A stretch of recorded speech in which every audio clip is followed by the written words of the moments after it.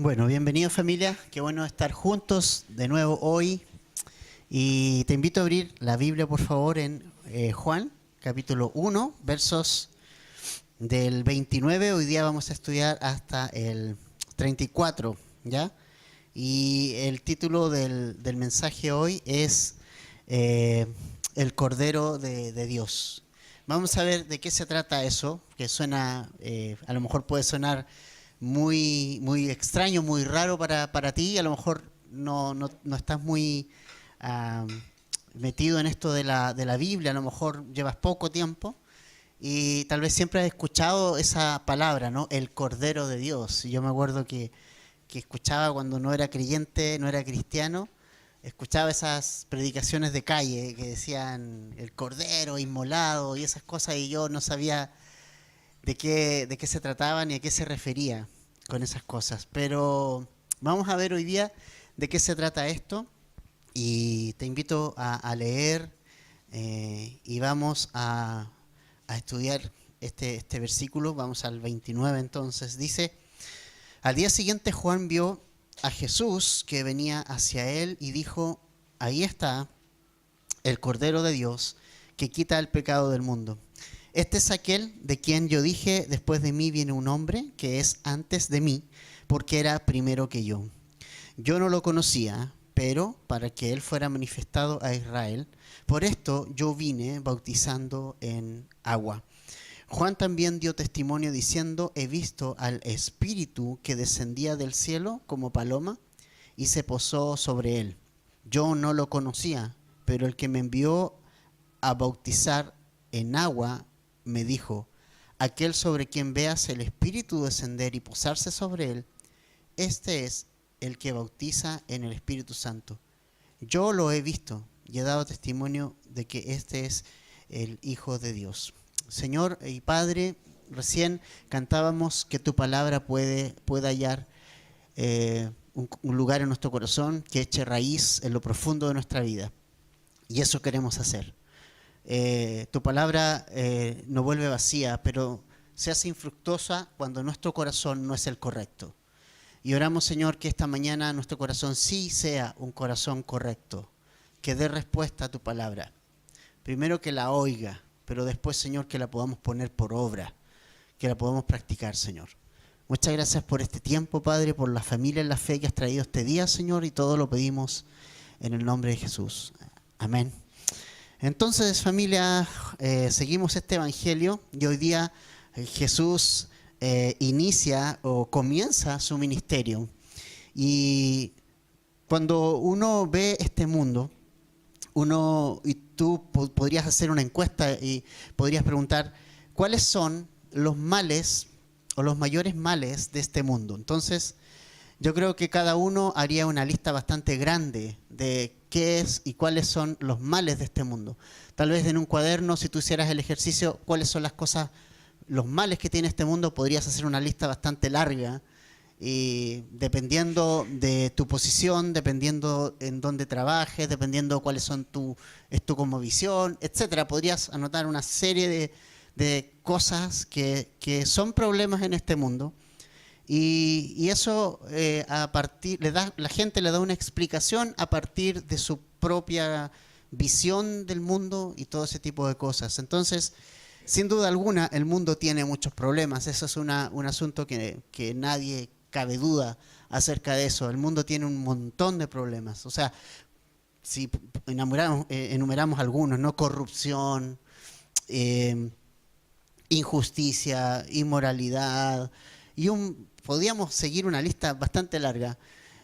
Sin embargo, hay un problema, el hombre tiene un problema mayor, mayúsculo, y por el cual el hombre no puede hacer nada para quitar. Y ese problema es el que este mundo necesitaba solucionar y que está a la base de todos los demás problemas que nosotros vemos hacia arriba. Entonces, esto es muy interesante porque si este mundo, mucha gente ve la solución en el camino de la política, por ejemplo, otros ven la solución en el camino de la educación, otros ven la solución en la política en sí, a lo mejor no en un partido político, pero sí en la política en sí. Y muchos proponen distintas soluciones para los problemas del hombre dependiendo del punto de vista que tenga. Pero la Biblia nos enseña que hay un solo problema que ocasiona todos los demás problemas. Es un solo el problema que está a la base de este mundo, y por lo tanto, si este mundo hubiese necesitado un político, créanme que Dios lo hubiese dado. Pero este mundo no necesitaba un político. Este mundo no necesitaba un estadista. Este mundo no necesitaba un militar. Este mundo no necesitaba un estratega. Este mundo no necesitaba un ser humano, un hombre como tú o como yo. Necesitaba un ser humano, pero a la vez necesitaba a alguien que pudiera quitar la base del problema de la humanidad. Y la base del problema de la humanidad es el pecado. El pecado es la base del problema que tiene el hombre. Entonces, esto es muy importante porque a nosotros nos confronta como humanos, como hombres, nos confronta con una realidad. Y esa realidad es que somos pecadores, ¿ok? Esa es una realidad que no nos gusta escuchar, es un diagnóstico que no quisiéramos oír, como cuando vamos al médico no queremos escuchar que tenemos un problema, ¿verdad? Cuando nos hacen un examen, cuando nosotros de repente tenemos algunos síntomas y tenemos ciertos temores, ciertos miedos de los resultados de los exámenes. Siempre como que hay miedo cuando vamos al médico y nosotros vamos por un examen, ¿verdad que sí? De repente tenemos sangramientos y cosas que nos dan una alerta, y cuando vamos al examen del médico tenemos miedo que nos den el diagnóstico, porque sabemos que ese diagnóstico es definitivo, lo muestran los exámenes, no hay nada que hacer con eso. Y probablemente por mucho que haya tratamiento para algo grave, por ejemplo, como lo es un cáncer, obviamente la calidad de vida baja, la expectativa de vida baja y todo se viene abajo, ¿verdad? Entonces, ¿qué es lo que pasa? Que nosotros como humanos hay un diagnóstico que tenemos y que Dios ha dado respecto al mundo. Hay un diagnóstico que es bastante claro, y el diagnóstico es que nosotros y este mundo es un mundo que está sumido en pecado. Heredamos el pecado en el huerto de Edén. Así como el pecado entró por Adán, pasó a todos nosotros los seres humanos que por el solo hecho de nacer, nacimos en esa condición. Todos nacimos en esa condición. Entonces, hay gente que puede decir, sí, Jesús es un salvador, pero ¿fue un salvador de qué? Nosotros necesitamos entender que para que podamos ver el gran salvador que Jesús es, necesitamos ver el gran problema que teníamos. Y entonces el gran problema que el hombre tenía, obviamente, era el pecado. Y fíjate que lo que aquí dice Juan, en el verso 29, Juan el Bautista dice que ve venir a Jesús y él lo identifica inmediatamente, ¿no? Y esto me encanta, dice, ahí está. Juan apunta hacia la persona de Jesús y dice, ese es el hombre, esa es la persona que va a qué hacer. Y esto es tremendamente importante. Jesús no vino a terminar con la injusticia social. Jesús no vino a terminar con la pobreza, no lo hizo, no vino a eso. No vino a quitar a los romanos de Jerusalén y a gobernar políticamente desde Jerusalén, porque tampoco vino a eso. Y tú y yo necesitamos entender esa verdad. Necesitamos entender cuál es nuestra posición. Necesitamos entender cuál es nuestro lugar en esto y qué es lo que nosotros tenemos que hacer en esto. Y necesitamos entender qué como cristianos necesitamos hacer, qué somos y qué debemos hacer en Cristo. Y eso es muy importante, que diría familia. Entonces, cuando nosotros vemos aquí, lo que dice es que Jesús vino a hacer algo. Vino a terminar con la base del problema. Vino a terminar con lo que se necesitaba terminar, con lo que se necesitaba quitar, con lo que se necesitaba hacer. Y era quitar el pecado del mundo. Entonces, eso es muy importante. Esta declaración que hace Juan es profunda y muy importante. Es el Cordero de Dios. Jesús es el Cordero de Dios que quita el pecado del mundo. Y es algo revolucionario, es algo completamente diferente a lo que se había escuchado acá. Jesús vino a solucionar el problema que el hombre tiene, y el problema que el hombre tiene es el pecado. No es la injusticia, no es la pobreza. Todo es producto de esto, que es el pecado. Entonces necesitamos poner en perspectiva esto. El hombre está en pecado. Y Romanos 3, 11 y 12 dice, no hay quien entienda, no hay quien busque a Dios, todos se han desviado, a unas se hicieron inútiles, no hay quien haga lo bueno, no hay ni siquiera uno. Eso dice Romanos, ese es el diagnóstico de Dios para este mundo. Por eso este mundo necesita un gran Salvador, porque era un mundo gran pecador. Tú eras un gran pecador, yo soy un gran pecador, y como gran pecador necesitaba un gran Salvador, y un Salvador de eso, del pecado. La pobreza no es mi problema. Mi problema es el pecado, ¿entiendes? Necesitamos poner eso en perspectiva, porque hay cristianos que han equivocado la ruta y han equivocado el camino. Y eso necesitamos entenderlo. El evangelio es lo que este mundo necesita escuchar. Ya no necesita más discursos políticos, no necesita otro partido político aparte de todos los que hay. Necesita el evangelio oír de tu boca. Y realmente eso es lo que va a cambiar el corazón de las personas y eso es lo que va a transformar la vida de alguien. Y vamos a ir viendo más en detalle. Pero eso es importante, ¿no? Soy un gran pecador. Necesitaba un gran Salvador. Y Jesús lo es. Jesús es el Cordero inmolado, el Cordero de Dios. Es un problema sin solución. El pecado no tenía solución, familia. Desde nuestra parte no podíamos hacer nada por él. Si nosotros nacimos en este mundo pecador, y finalmente, fíjate algo, supongamos que nosotros ya pasó un tiempo de haber nacido, caminamos cuando éramos niños y de repente dijimos, ya sabes qué, de aquí en adelante voy a empezar a vivir diferente. Supongamos que haya sido así. Ahora sí voy a cambiar y voy a hacer las cosas diferentes para Dios. ¿Y qué hago con lo que hice para atrás? ¿Lo escondo debajo de la alfombra? ¿Lo tapo? Si Dios ve todo. El pecado era un problema. No podía quitarlo con nada. Yo no tengo autolimpiante. Yo no podía quitarlo de mí. No podía desmancharlo. Era una mancha que yo no podía quitar. Es una mancha peor que la de sangre y peor que la de grasa en la ropa, ¿no? Que no puedes sacar, no la puedes sacar. Es una mancha que yo llevo de por vida. El pecado está en mí, mora en mí, reina en mí, está pegado a mí. Necesitaba que alguien lo sacara. Yo no podía hacerlo. Y por más que me metiera a la ducha o a la lavadora, no podía hacerlo. Porque esto no es un problema que yo pueda solucionar. No está en mis manos hacer algo para solucionarlo. Necesitaba desesperadamente que viniera un Salvador. Necesitaba desesperadamente a este hombre. Necesitaba desesperadamente a Jesús. El Cordero que vino, que dice, a quitar el pecado del mundo. Y eso es una palabra importante, eso de quitar. Y fíjate ustedes que no dice quitar los pecados, dice quitar el pecado del mundo.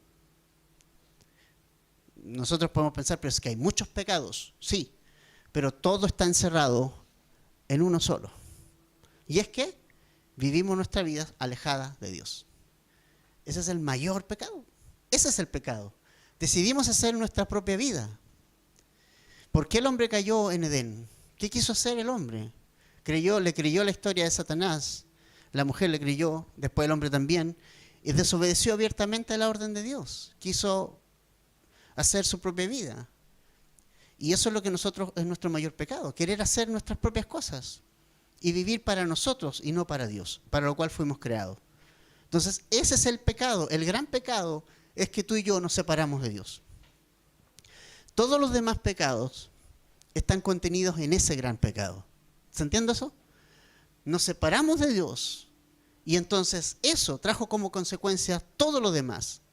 La envidia, la ira, la rabia, la inmoralidad sexual, las adicciones, la desesperanza, la ansiedad, la angustia, el miedo, el temor. Todo eso vino por causa de habernos separado de Dios y eso necesitamos entenderlo. ¿Cuál fue la primera vez que el hombre tuvo miedo en la Biblia? Fue cuando comió el fruto. Miedo. La primera reacción del hombre. Tuvo miedo. Se escondió. Tuvo miedo. ¿Por qué? Porque se había separado de Dios. ¿Te fijas? Nosotros buscamos soluciones humanas a soluciones que tienen que estar espiritualmente. Nosotros insistimos en buscar soluciones humanas en algo que Cristo ya pagó. ¿Entiendes? Eso es muy importante. No insistas en buscar soluciones humanas en algo que está en las manos de Cristo hacerlo. ¿Tienes adicciones? ¿Tienes problemas de inmoralidad? ¿Tienes problemas de control de ira, de rabia, de enojo? ¿Tienes controles de desesperación, de ansiedad? Te digo, Jesús pagó por eso. Jesús pagó el precio por eso. Para que tú no tengas eso. Él quita la base de lo que te está pasando, y la base de lo que nos está pasando es tratar de separarnos de Dios de alguna forma, de ser independientes. Pero Dios quitó el pecado, quitó la mancha, quitó lo que nos pesaba a nosotros. Entonces, quiero que notemos ahí que la palabra importante aquí es el Cordero de Dios, por un lado, y por otro lado, ¿qué hace el Cordero de Dios? Jesús es el Cordero de Dios, ¿qué es lo que hace? Quita el pecado del mundo. Fíjense ustedes que esto es muy importante porque la palabra quitar aquí en el griego es eliminar.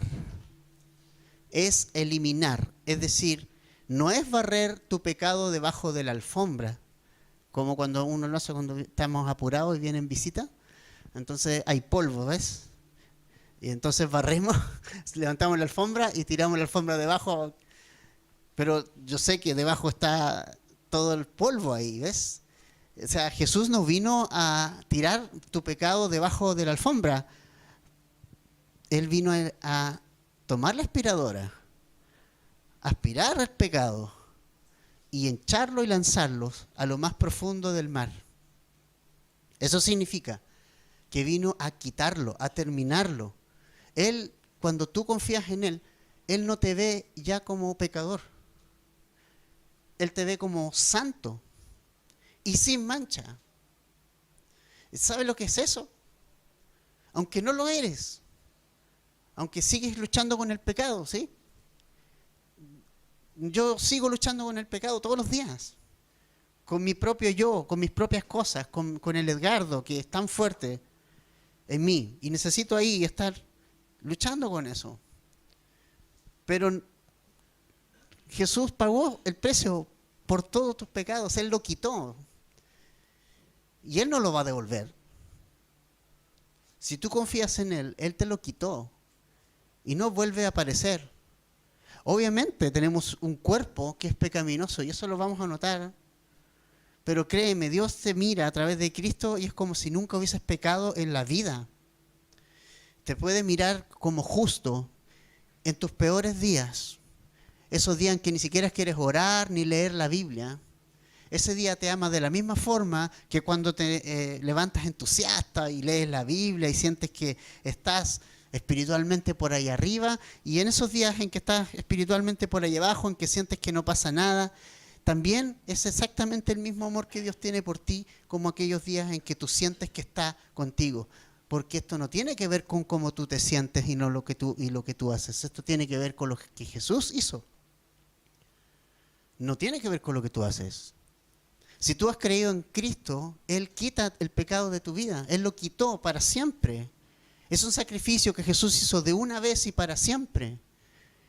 Hebreos 9 dice que si Dios daba perdón al pueblo por la sangre de los machos cabríos y de los corderos y de los animales, le daba perdón a Israel de pecados, ¿cómo no nos va a dar perdón en la sangre de Cristo, que es mucho más preciosa?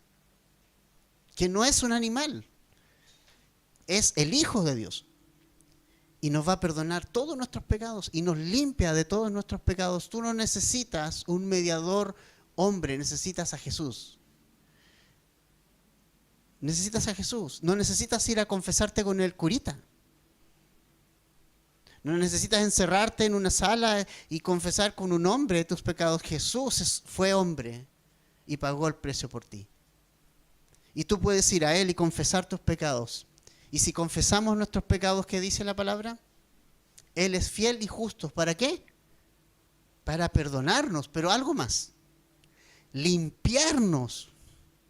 No solo perdonarnos. Porque una cosa es que te perdone, una cosa muy, muy diferente es que te limpie. te limpia, como si ese pecado no existiera más. De toda maldad, no de parte de ella. De toda maldad. Por cierto, versículo, aprendérselos de discipulado, ¿verdad? Él es limpio, Él es justo, nosotros no, pero Él vino a tomar nuestro lugar. Él vino a quitar el pecado, a removerlo. ¿Y sabes qué? El término en griego, esto es airo, que significa quitar para llevar sobre Él. El griego tiene esa connotación. Él lo quita, ¿dónde lo pone? Porque uno puede pensar, ya, ok, quitamos el pecado, pero ¿dónde lo pongo? Porque el pecado tenía que ser juzgado. ¿Te fijas? Dios no podía decir, ya sabes que me voy a olvidar del pecado. Borrón y cuenta nueva. Supongamos que no pasa nada con el pecado. Dios no puede hacer eso. Dios necesita condenar el pecado. Dios necesita condenarlo. Entonces la palabra vino a quitar el pecado. Tiene la connotación de eliminarlo, pero a la vez de llevarlo sobre los hombros. Quiere decir quitar para llevar sobre sus hombros. Entonces, ¿cómo lo quitó? ¿Cómo Jesús quitó el pecado?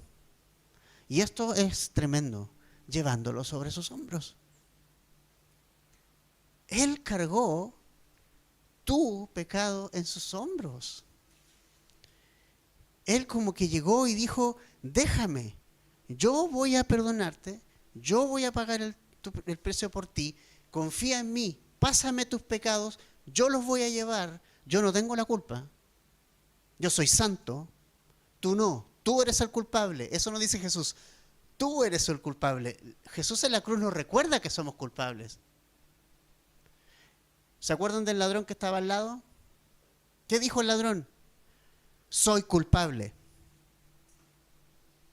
El ladrón le dijo a su otro compañero de delito, le dijo, tú no temes a Dios estando en esa condición, nosotros estamos justamente pagando lo que estamos pagando. O sea, el ladrón se reconoció pecador, dijo, yo soy un pecador. Él no.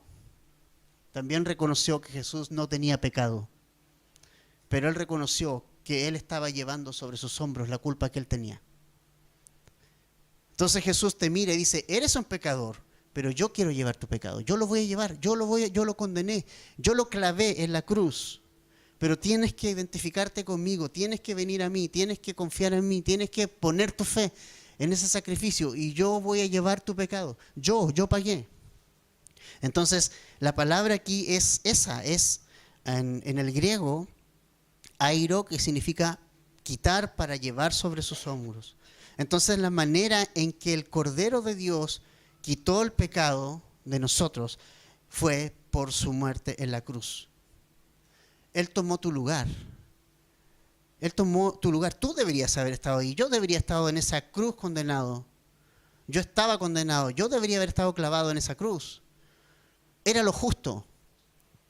Pero el justo pagó por los injustos. El Señor pagó por ti. Y tu boleta costó cero. Nada es gratis en esta vida, ¿verdad?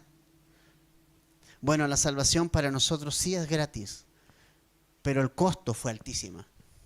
La sangre de su Hijo Jesucristo.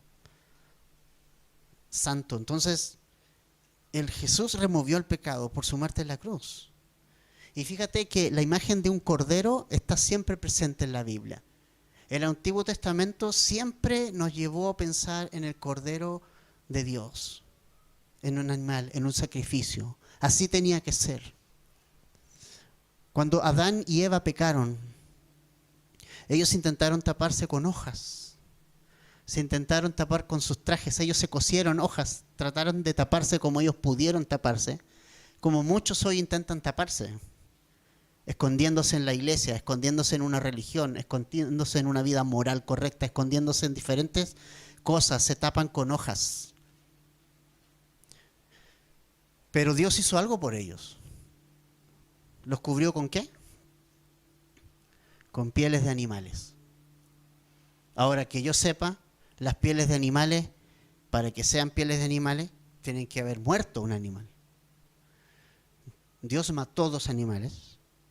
Derramó sangre de 2 animales para vestir a Adán y para vestir a Eva con pieles.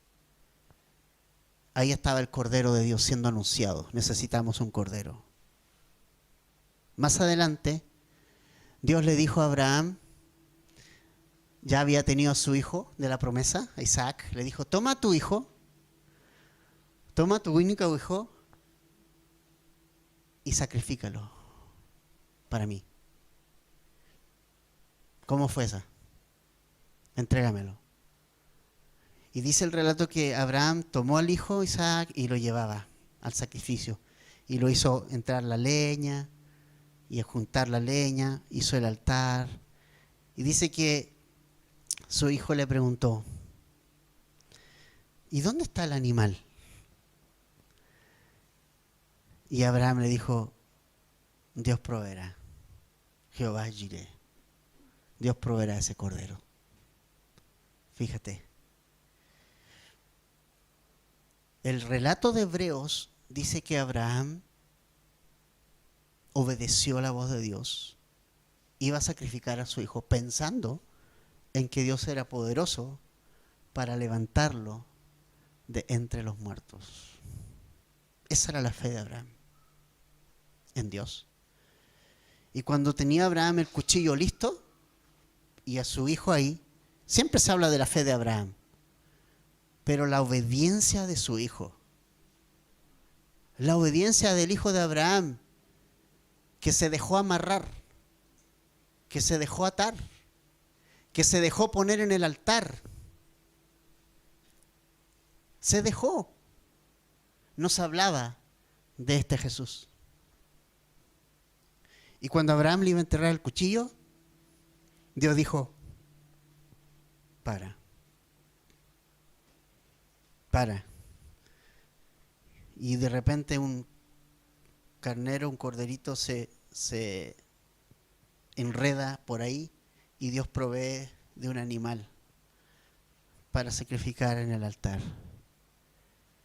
Y Dios fue glorificado. Eso nos mostraba de que necesitaba un sacrificio para nosotros ser salvos. El cordero de la Pascua es el otro cordero importante. El pueblo de Israel ya estaban casi todas las plagas ok. Faraón seguía endurecido.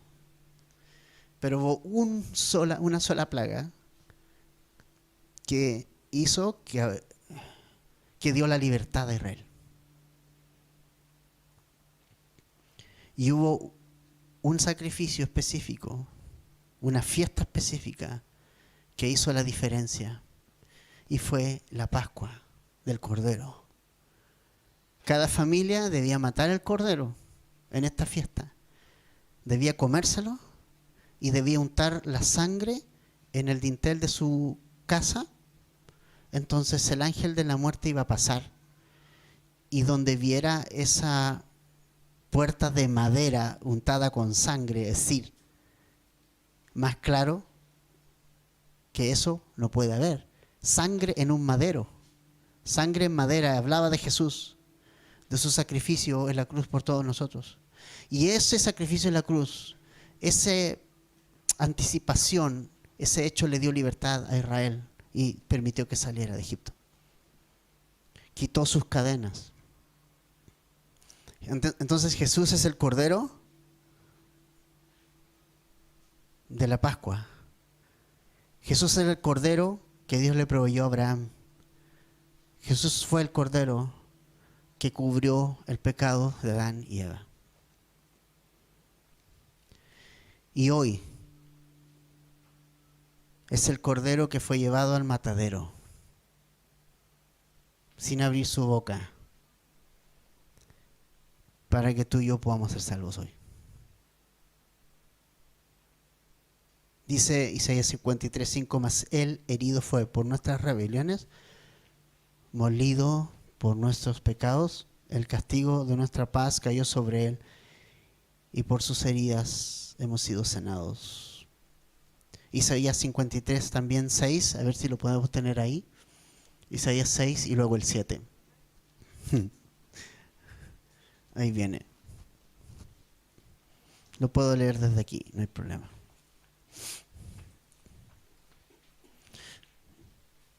Dice, voy a leer el 6 y el 7 de Isaías 53. Todos nosotros nos descarriamos como oveja, nos apartamos cada uno o cada cual por su camino, pero el Señor hizo que cayera sobre él, ¿te fijas? La iniquidad de todos nosotros. Fue oprimido y afligido, pero no abrió su boca. Como cordero que es llevado al matadero y como oveja delante de sus trasquiladores, permanece muda. Él no abrió su boca, por opresión y juicio fue quitado. Y en cuanto a su generación, ¿quién tuvo en cuenta que él fuera cortado de la tierra de los vivientes por la transgresión de mi pueblo, a quien correspondía la herida? Familia, la herida te correspondía. La herida te correspondía a ti. Sus heridas en las manos, en los pies, era lo que nos correspondía. Pero él tomó tu lugar. Él dijo, yo no quiero que tú pagues, yo voy a pagar, no te preocupes, yo pago. Hay algo más gratificante que cuando tú estás, imagínate estuvieras en la caja con un tremendo pedido y alguien dijera, déjamelo, yo te lo pago. ¡Qué noticia! Alguien te dijera, ¿cuántos son tus deudas? Saca la cuenta. Imagínate. Y empiezas a sumar, ¿cierto? Dame las deudas que tú tengas de aquí hasta que termines tu vida. ¿Cuánto gastas en luz, en agua, en gas, en ropa, en colegio? Dame tus deudas y yo te las pago de aquí hasta que mueras. ¿Cómo andarías? Honestamente. Sinceramente. Contento. Te cambiaría la vida. Tu visión de la vida, ¿verdad que sí? Claro que te cambiaría, no podemos negarlo. Nos daría una enorme tranquilidad. Lo que Jesús hizo por ti debería alegrarte muchísimo más. Porque las cuentas pagadas te van a durar hasta que tú mueras. Pero la cuenta que Jesús pagó te dio eternidad. Con Cristo. Salvación. Del pecado, de la maldad que reinaba en tu vida. ¿Y por qué estamos tan apesadumbrados? ¿Por qué estamos tan desanimados? Si Jesús pagó una cuenta que tú no podías pagar. Una cuenta que te va a traer créditos eternos. No temporales. Nos alegraría que alguien nos pagara todas nuestras cuentas de aquí hasta que muramos. Pero ¿no te alegra que Jesús haya pagado tu cuenta para que tengas vida eterna con el Padre y estés eternamente con Él, mientras otros están en condenación y están en el infierno por el pecado? Porque la paga del pecado es muerte. Más la dádiva de Dios es vida eterna en Cristo Jesús. Jesús también entonces es el cordero que fue llevado al matadero. Entonces, todos esos corderos anunciaban que Jesús era el cordero que iba a quitar el pecado del mundo. He aquí el cordero de Dios. Y Juan identificó a ese hombre y ese hombre era Jesús. Ese cordero tiene la capacidad de perdonar todo pecado. Tiene la capacidad de perdonar y limpiar el más vil de los pecadores. Su poder limpiante es tan profundo que puede limpiar al violador y al hombre más malvado que ha existido en el mundo. Por eso es que cuando nosotros estemos en el cielo, familia, en Apocalipsis 5 al 9, nosotros leemos algo y me gustaría que lo leyéramos, por favor. Apocalipsis 5 al 9. Mira lo que va a pasar en el cielo. Prepárate para eso, porque ese evento lo vamos a vivir todos nosotros. Dice, Apocalipsis 5 al 9. Entonces uno de los ancianos me dijo, no llores. Dice, mira, el león de la tribu de Judá, la raíz de David, ha vencido para abrir el libro y sus 7 sellos. Miré y vi entre el trono con los 4 seres vivientes y los ancianos, a un cordero de pie, como inmolado. O sea, ¿qué significa eso? Molido, machacado, golpeado, que tenía 7 cuernos y 7 ojos, que son los 7 espíritus de Dios enviados por toda la tierra. Él vino y tomó el libro de la mano derecha de aquel que estaba sentado en el trono. Cuando tomó el libro, los 4 seres vivientes y los 24 ancianos se postraron delante del Cordero. Cada uno tenía un arpa y copas de oro llenas del incienso, que son las oraciones de los santos, y cantaban un nuevo cántico diciendo: digno eres de tomar el libro y de abrir sus sellos, porque tú fuiste inmolado, o sea, machacado, golpeado, herido, y con tu sangre compraste para Dios a gente de toda tribu, lengua, pueblo y nación. He ahí el Cordero de Dios que quita el pecado del pueblo. Y ahí va a estar el Cordero de Dios en el cielo que quita el pecado del pueblo. Y la imagen de Jesús que vas a ver en el cielo es la imagen con sus heridas ahí. Y yo creo que todos nosotros queremos ver a nuestros familiares que partieron con Cristo. Yo quiero ver a Jesús, porque por Él voy a estar ahí. Mi madre no murió por mí. Ella fue una gran mujer de fe, pero ella no murió por mí, murió Jesús. Por Él voy a estar ahí, por Él vas a estar ahí. Él es el centro del cielo, no mis familiares. Él reina, Él es digno. Ninguno de mis familiares, ni Charles Spurgeon, ni Pablo, ni Pedro. Jesús es el centro. Jesús. Él es el Cordero. Pedro no fue el Cordero. Juan no fue el Cordero. Pablo no fue el Cordero. Charles Spurgeon no fue el Cordero. Martín Lutero no fue el Cordero. Chuck Smith no fue el Cordero. Jesús es el Cordero. Él es el centro. Y las canciones de la gente. ¿Y cómo vamos a ver a Jesús? Lo vamos a ver machacado, inmolado como un cordero de pie, pero con sus heridas. No sé por cuánto tiempo vamos a ver las heridas de Cristo en el cielo. No lo podríamos asegurar, pero te aseguro que las vamos a ver durante bastante tiempo, para que no nos olvidemos que nuestra llegada al cielo depende única y exclusivamente de eso. Esas heridas te llevaron ahí. No lo merecías, pero ellas te llevaron allí por creer en Jesús. Un día, por la gracia de Dios, vamos a estar allí, en este lugar. Un día tú vas a estar parado allí y yo voy a estar parado allí con nuestras voces, y el Cordero va a estar en el centro. Y un día tendremos que cantar: digno eres de tomar el libro, de abrir sus sellos, porque tú fuiste machacado, molido por nuestros pecados, y con tu sangre nos has comprado. Un día vamos a estar ahí y vamos a reconocer eso que comenzamos reconociendo acá. He aquí el Cordero de Dios. Quita el pecado del mundo. ¿Qué otra cosa va a hacer el Cordero de Dios? Va a terminar con lo más importante, que es el pecado, ¿ok? Ya, estamos claros. Pero hay otras cosas que Él va a hacer.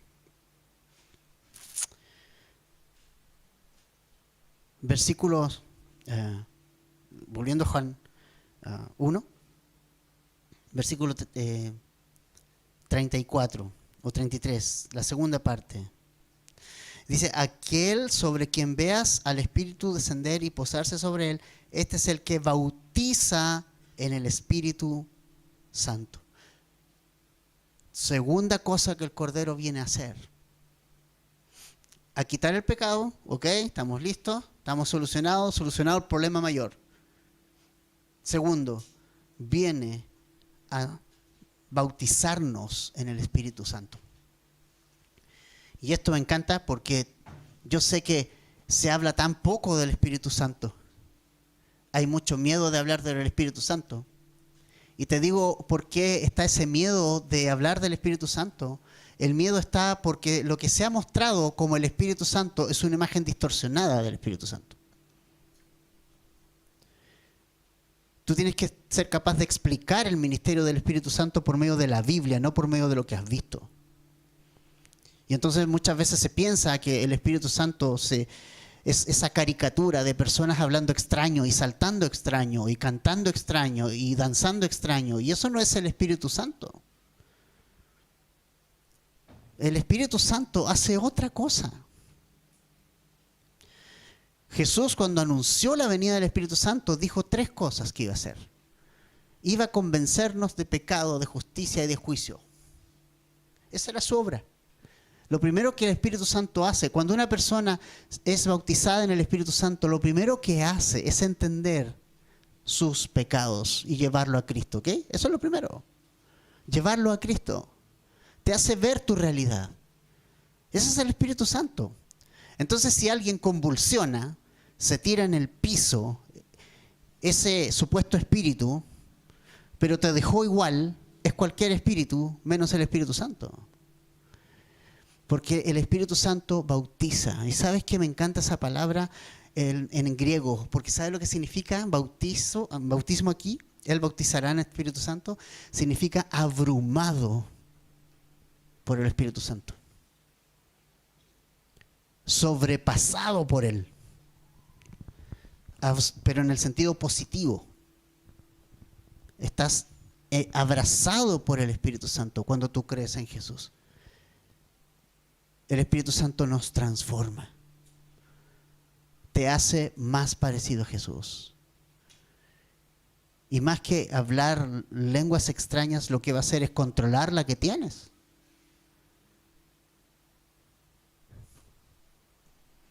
Y controlarte. No perder el control. El Espíritu Santo te controla. Te hace más parecido a Jesús. Segunda de Corintios 5:17 dice: de modo que si alguno está en Cristo, nueva criatura es. Las cosas viejas pasaron, todas han hecho nuevas. El Espíritu Santo te transforma, te hace diferente, te da ese poder para vencer las adicciones, el pecado, la maldad que hay en tu vida, que obviamente ya fuiste perdonado. Sí, fuiste perdonado por el Señor, todos tus pecados, pero ahora empieza ese proceso de santificación, ¿cierto? Ese proceso que no termina aquí, pero el Señor empieza y comienza aquí y comienza a entender algo. Necesitas entender algo con esto. Es que tu proceso no termina aquí, pero el poder no lo tienes tú para vencer el pecado. El poder lo tiene el Espíritu Santo y necesitas confiar en Él. El Espíritu Santo te va a dar el poder sobre todo el pecado. El Espíritu Santo va a transformarte más como Cristo. El Espíritu Santo te ayudará a vencer el pecado porque Él te va a abrumar, te va a llenar, va a quitar el pecado y esas adicciones en tu vida. El Espíritu Santo te lo puede llevar, su poder. El Espíritu Santo es poder transformador. Eso no era posible en la religión. Eso no era posible para nadie, pero Jesús sí, porque el Espíritu Santo lo puede hacer. Y se cumple lo que Dios dijo en el Antiguo Testamento: voy a poner la ley en sus corazones, porque es ahí donde va a transformar nuestra vida, no externamente. Nada externo nos puede transformar, pero el Espíritu Santo que está dentro de nuestro corazón sí. Otra cosa que el Espíritu Santo hace es darnos poder para ser testigos de Jesús. Hechos 1:8. Dice: recibirán poder cuando haya venido sobre ustedes el Espíritu Santo y me serán testigos en Jerusalén, Judea, Samaria y hasta el último de la tierra. O sea, otra cosa que el Espíritu Santo va a hacer en ti y en mí es ser testigos de ese Cordero de Dios. Es darnos poder para ser su testigo. Es darnos poder para ser sus testigos frente a personas que no lo conocen. Es darnos el poder para testificar a alguien de Jesús, para hablarle a alguien de Jesús. Ese es el poder que nos da el Espíritu Santo y que también está disponible en Cristo. Y lo último que hace el Espíritu Santo es capacitarnos para el ministerio. Él te va a impartir dones espirituales. Él te va a dar dones espirituales para usarlos con tus hermanos. va a capacitarte para la obra del ministerio. Eso también va a ser el Espíritu Santo. Por lo tanto, lo que tenemos en Jesús es gigante. O sea, lo que Jesús vino a hacer. La serie se llama el Jesús real. Este es el Jesús real. Este vino a ser. Quitó el pecado. Te bautiza en espíritu. Te hace una nueva criatura. Te transforma. Te da poder para ser testigo. Te santifica y te capacita. O sea, ¿te das cuenta? La obra de Jesús fue tremenda. Nadie puede hacer algo así. Solos no podemos hacer nada. Jesús le dijo a sus discípulos, separados de mí, no le dice pueden hacer algunas cosas. Separados de mí no pueden hacer nada. Cero. No podemos vivir la vida de Cristo sin Cristo. Por eso necesitamos apegarnos a Jesús cada día de nuestra vida. Necesitas vivir para Él. Él debe ser tu vivir, tu vida completa. Por lo que hizo, por lo que hace y por lo que seguirá haciendo. Familia, el Espíritu Santo, Jesús lo da gratis. Yo sé que a lo mejor has crecido con eso de que el Espíritu Santo es poco menos que un premio a las personas que se portan bien y hacen todo en la iglesia. Esa es una mentira tremenda. El Espíritu Santo es un don, es un regalo, sin condición. Y Dios se lo da al que cree en su Hijo Jesucristo. Es un regalo. Es un regalo, no un premio. No es que después que ayune 40 días voy a tener al Espíritu Santo. Es un premio, es un regalo por confiar en la persona de Jesucristo, por apegarse a Él. Y Él te va a dar el poder del Espíritu, va a transformar tu vida, te va a dar poder para testificarlo y te va a dar ese poder santificador y te va a capacitar. Y todo eso es un regalo, gratis, sin costo alguno para ti. Lo único que Dios me pide, lo único que Dios pide es que crea. Porque lo único que Dios no puede hacer por ti es creer. Dios hizo todo. Tu parte es escoger por Cristo. Esa es tu parte. Qué bueno que sea el Cordero, qué bueno que tenga el problema del pecado, pero ahora ¿qué vas a hacer con eso? ¿Qué vas a hacer con esa persona? ¿Qué vas a hacer con ese Jesús? ¿Realmente vas a creer? ¿Qué vas a hacer con ese que pagó por tu pecado? Que te quitó el peso. ¿Qué vas a hacer con ese Jesús que te quiere dar el Espíritu Santo como regalo? Que quiere darte el poder sobre todo el pecado en tu vida, sobre tus adicciones. Que quiere darte el poder para además ser testigo de él. ¿Qué vas a hacer con ese Jesús? No qué vas a hacer con el pastor, la iglesia, ¿qué vas a hacer con ese Jesús?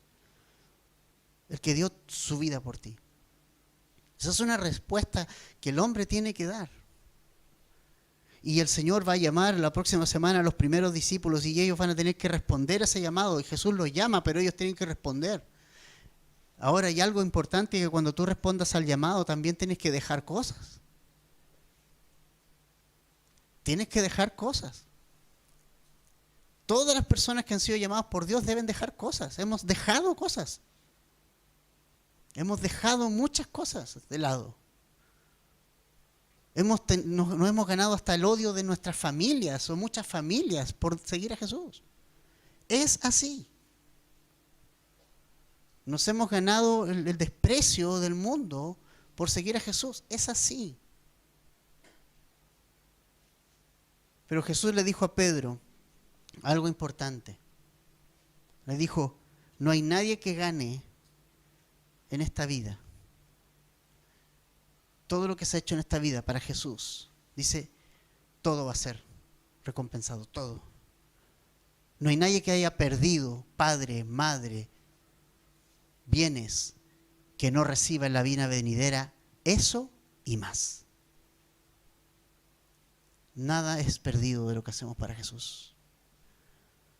Todo lo tiene en cuenta Jesús. Familia, este es Jesús. ¿Habías pensado en esto? ¿Habías pensado en lo que era? Este es Jesús. ¿Cómo no enamorarnos de Él? ¿Cómo no cantarle a Él? ¿Te fijas que cuando hablamos más y más de Jesús, nosotros decaemos más y más? Y Jesús es levantado más y más. Y mi oración es que para esta iglesia, mientras más Jesús esté y mientras nos veamos, menos nos veamos nosotros, yo me voy tranquilo y me muero tranquilo, sabiendo que esta iglesia glorifica a Jesús por sobre cualquier otra cosa. Porque Él hizo todo. Mira lo que hizo. Déjale tu carga a Él, déjale todo a Él. Y tal vez esta es una mañana en que te vienes tan cargado.